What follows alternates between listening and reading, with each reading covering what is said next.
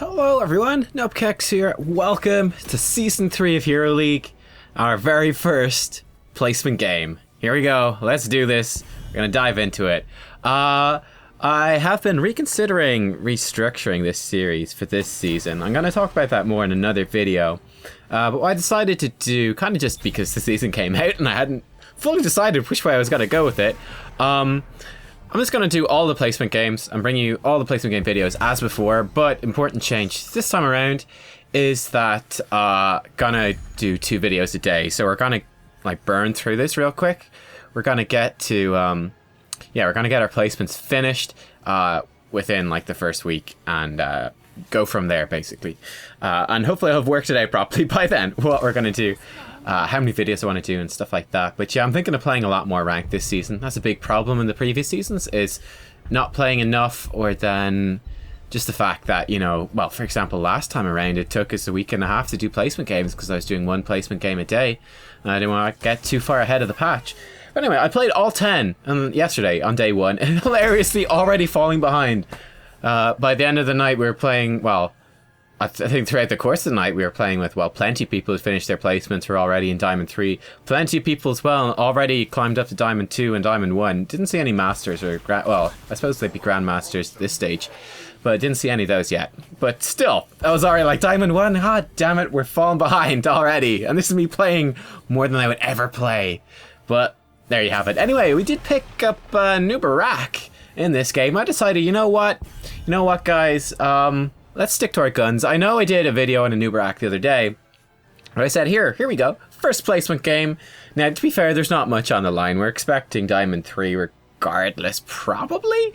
But I said, you know what? Well, I said in my tier list video that I think that Anub'arak is really, really good. I'm going to stick by this. This guy's not kidding when he says he plays tanks and warriors. He sure does. He's a Grandmaster with the lowish win rate, but still fine.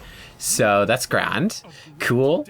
We'll let him play warrior. That seems like a pretty legit pretty legit strategy. But yeah, we're on Cursed Hollow. I think it's a decent map for Anub'arak. And then they picked up Li Ming, and like I said, I think that Anub'arak is very, very nice against Li Ming. The little beetles block her skill shots, which is difficult for her to deal with. He's got Dampen Magic as well, which neutralizes her burst.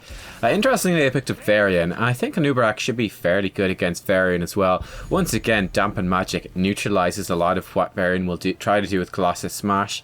And we've got a lot of CC and stuff, which should be a bit of a pain in the ass for him just in general. So I don't remember, actually, because again, I played all these games. I'm just kind of going through the draft, and we'll be going through the game kind of as it comes. I don't remember, because we played a lot of games yesterday. So yeah, we'll see how things go. I don't remember what kind of build he goes for, is what I'm trying to say here.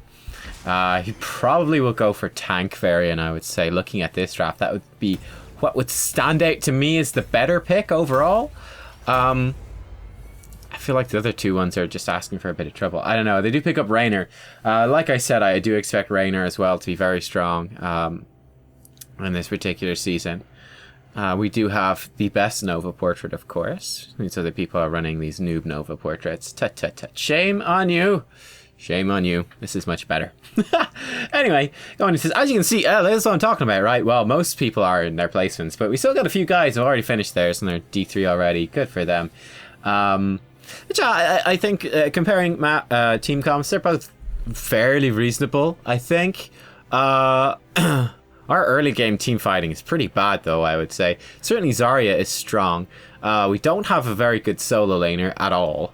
Because well, I suppose partially my fault, really, picking up Anub'arak. I think Zarya goes fairly well with Anub, though. I think our team fighting late game is going to be really good.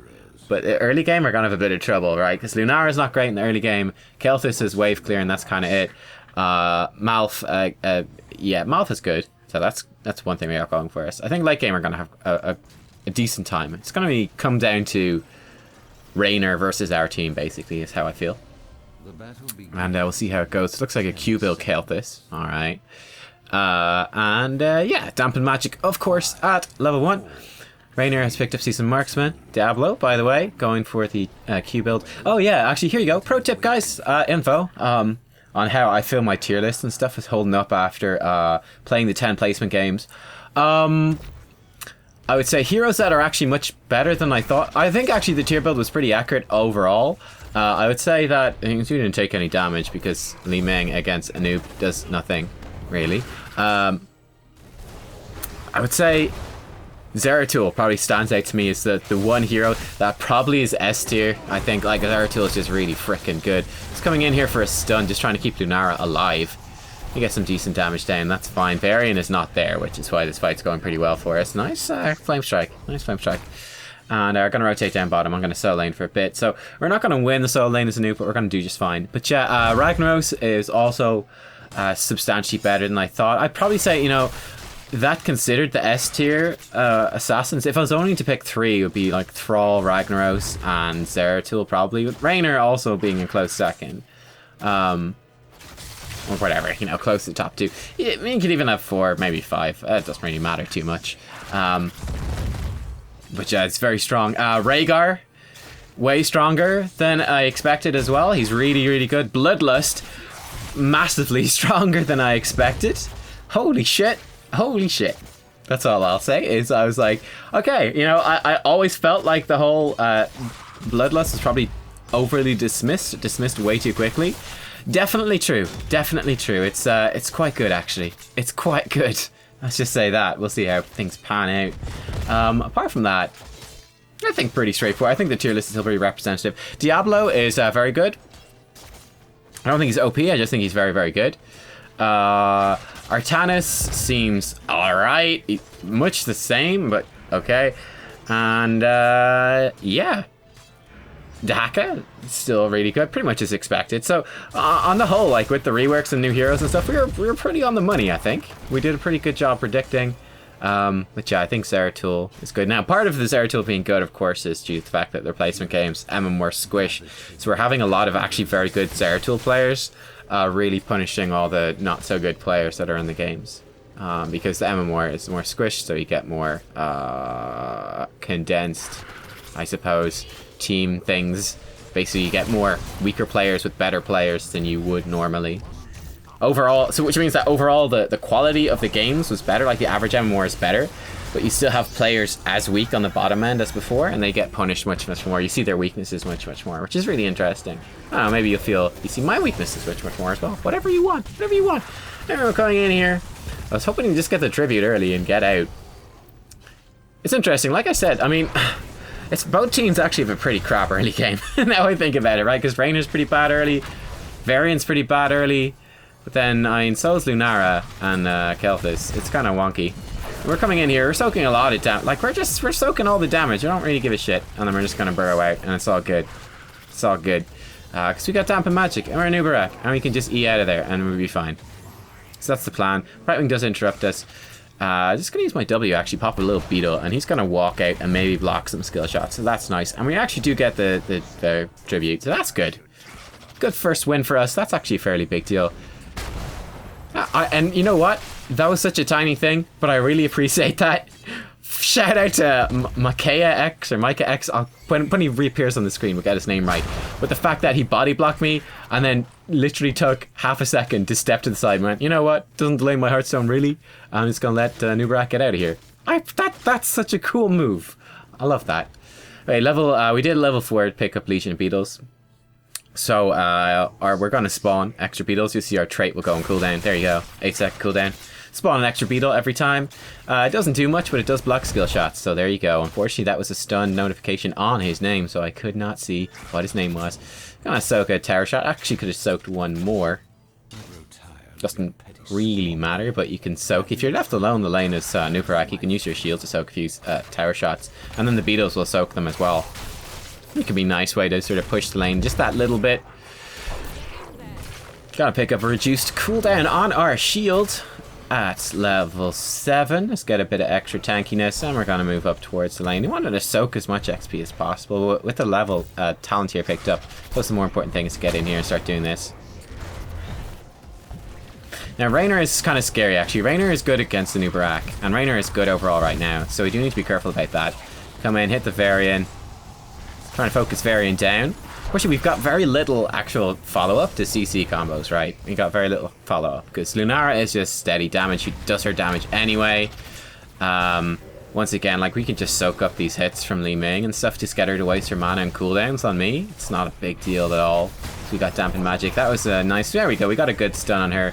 Lunara gets in. Got the lockdown on her. Very nice. Diablo just realized he was dead and just stood there and hit us in the face, which is good for us. And there you go. Second tribute for us. Varian went down as well to the bottom during that fight, which is lovely. And we're pushing in. So this is a really, really good lead to for us. A really good start to this game. Just going to push down that and back off. Again, this is like, it's completely fine to give this away. Obviously, it's always risky to take a boss early in the game, but we had a couple of them die. We see Rainer's up top as well. And then the fact that I was low on mana and somewhat low on health, I could kind of assume that they might think... It doesn't fully give it away that we're going to the boss, is what I'm trying to say. It looks kind of like I've just taken out the tower and I've just gone back to Hearthstone for mana. That's what it potentially looks like. I don't think it's obvious we're doing the boss. You can see the enemy team really hasn't rotated around at all. I'm sure they realize right now, but they've probably also realized it's too late, and that is just okay. I'm going to mount up, grab this, and come back in. We've been looking to Hearthstone for a while, and we haven't got away with it, so we've been low on mana for a while, and do have to be careful with how we play. But yeah, I'm saying very nice. Going to tap well, actually, purely to get that mana back. Excellent is. Yeah, definitely just saying very nice. You know, team, good, well played team. Good boss call. It's a good team fighting. This team is actually really solid. Really nice team. One of the better teams we play with overall. I don't know, it just feels like the enemy team as well has been very unimpactful, honestly, which is fine with me. Very scared of Rainer going into late game though, because he can like dampen magic, stopping ability damage. Don't do shit against him. He can just melt through Anub'arak. We do need to watch out for that. Zarya can provide some protection, but Rainer can even melt through her protection. Rainer's just way overextended here. He is gonna die. Nice jukes from him, but of course, in order to juke those skill shots, it means he has to walk back up north, which means he dies to the rest of the team. A nice attempt from him to escape, but he was just way too far forwards. Kelthis is raging at the team. I don't really know why. Don't think it really matters too much. As Zarya said, like, we're winning this substantially. We've got a full health boss pushing on to the keep. We're gonna get the keep down before the curse even expires. I don't see any reason to really get kind of cranky and antsy about this. I think it's going just fine. I finish off this healing well and start backing up out of here. You can see Varian's actually gone for Twin Blades of Fury. When he does get on top of us, he does some pretty good damage. Expulsion zone is down. Zarya's calling for a retreat. Kelthis wants to go back in though, which is, in my opinion, a really bad idea. Boss is full. But that's just a really, really bad idea. And we do go back in. They actually stay and fight. Diablo, in order to channel the full Lightning Breath, does basically put himself in a really tough spot. We do lock Varian down with some CC. But with Hyperion, actually a very well-placed Hyperion, I have to say. Their Rainer is, you know, apart from overextending once, which is not the worst, he seems like a pretty good player. But anyway, completely 100% disagree with the Kelthis call right here. It's like an 8-minute boss. It's really crap. We took down the keep. Just back off. You know, win the next few fights because we're up in XP and we got to keep and just win the game. It's like we're not taking out the core. Number one, you're on Kelthis. Kelthis is crap at doing the core. We got Lunara. It's also not that great. Like we don't have a good team for actually going core. It's too early. The boss is too weak. The enemy team was all there. They had heroics. I mean, it's just, you're just asking for so much trouble. So I think it's a really bad call. I 100% agree with the call to disengage there. And Kelthis going back in, it almost kind of cost us a lot. I don't know exactly how much. I didn't fully pay attention to how many kills kind of went back and forth. But that could have, like, really hurt us. Brightwing is too far forwards here. So we're going to look to punish her. Go for her with an E. Nice jukes. I like that. That was well played by Brightwing. Probably should have held on to my stunts a little bit longer. And pretty nice work by Malfurion as well. Malfurion is really, really good. Well-timed ice block, cancelling it out then, and getting the silence in on the Varian, just making his life miserable. Big fan, big fan. I see we're pushing in, doing some good damage to them overall. I'm thinking we can tank here. We can see Diablo is retreating, so we can kind of put a bit of pressure on here. Li Ming is almost dead. So that's great. Zarya is almost at full energy. And Varian is dead. So we have a little bit of freedom here to keep pushing in. At least take out the towers. Diablo attempting to flip me over the gate. Of course, it was almost dead, so it doesn't really matter too much. You do catch him in a stun. Don't have any more mana, though, to follow up with anything else. That's alright. Just use our W to spawn out another beetle as we run away. We'll slow them down just that little bit. I'm running over here once again out of mana. I'm just letting the teammates know, hey, bosses are up soon. I think, like I said, like we just need to play a really safe, easy game. Just win all the tributes, win all the bosses, and you're gonna win the game, basically. It would be extremely difficult to lose if you win all the tributes and win all the bosses. It'd be like losing Battlefield of Eternity if you win every single Immortal with, like, full health. It would be hard. That would be an achievement. But anyway. We're just kind of chilling for the moment until these bosses come up. Just set up some split pushes, get the lanes pushing. I think taking the siege camp's actually pretty good. I feel like they sent maybe too many heroes. I would have liked one to stay in middle and clear out the way, but it doesn't really matter. Brightwing is deep pushing top, that's fine. Zarya is there, just letting her know to be careful. This is a risky spot. See, the enemy team has moved in. We're just going to dive in, try to catch someone out, cop our heroic straight away, and we're going in here doing what damage we can. Malfurion, though, gets caught in a nasty spot. We get one kill. I'm re-engaging here, trying to do what we can, but that was just a really bad position for us, actually. It was a really bad position. We shouldn't have really taken the fight right there. We lost 2 as opposed to 1. And yeah, the enemy team walked away with really high health bars and we walked away with really low. Li Ming and Raynor were basically there over a wall, just firing free shots into the team. Our team members basically AoE, we got a lot of AoE damage, right? Kel'Thuz's Lunara, it's a lot of AoE. It's not really good single target, and they were basically trapped single targeting Diablo, excuse me, I always say that name wrong. They were stuck hitting Diablo single target when they don't have good single target. Then the enemy team was just, their super long range heroes were completely safe behind a wall, just blasting us. So yeah, it worked out very well for them. So they're taking their boss.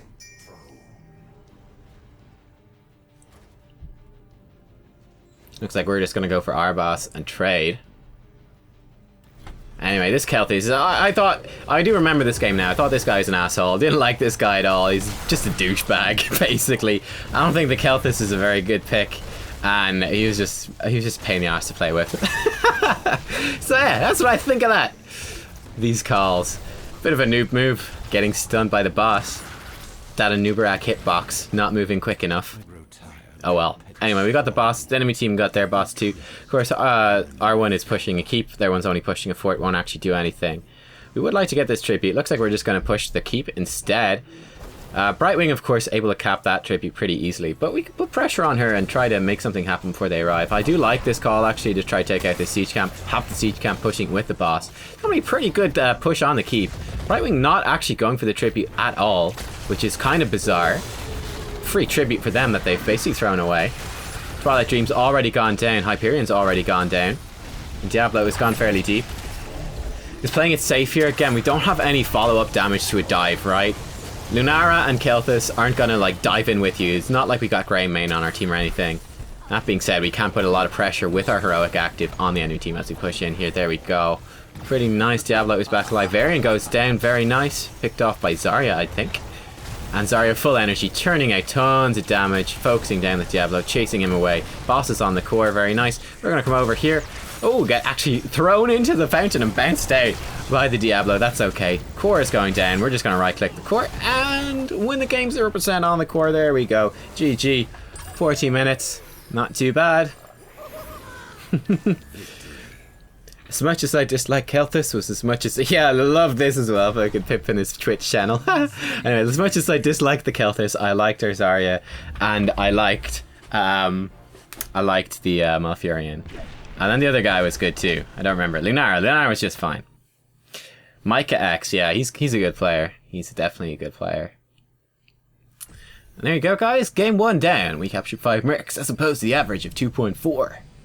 There are the stats. We died once. Hooray, we did pretty decent damage. Yeah. This is good all round. Dampen Magic, Legion of Beetles, Chitinous Plating, Locust Swarm, Earth Rotating Spines, and Blood for Blood. Relatively standard Anub'arak build. Nothing too special going on there. Hope you guys enjoyed that video anyway. That was our first placement game. We'll be back later today with the second one. Like I said, we're going to have 2 placement games a day. Try to get through these nice and quick. And then I'm going to... yeah, basically let me know what you would like to see with the road to Grandmaster. And I will do a channel update video in the next, hopefully, day or 2. It's just been doing a lot of videos recently. It's been hard to keep on top of all the things I want to do. There's a lot of things I want to do. Hard to actually get them all done. But anyway, have all the placements done and they will be out over the next 5 days. Or 4 days. I don't know how you would consider that, actually, the sort of the time period. That's a difficult thing to count. But soon. They'll be out soon. But yeah, there we go. Hope you guys enjoyed. Give it a thumbs up.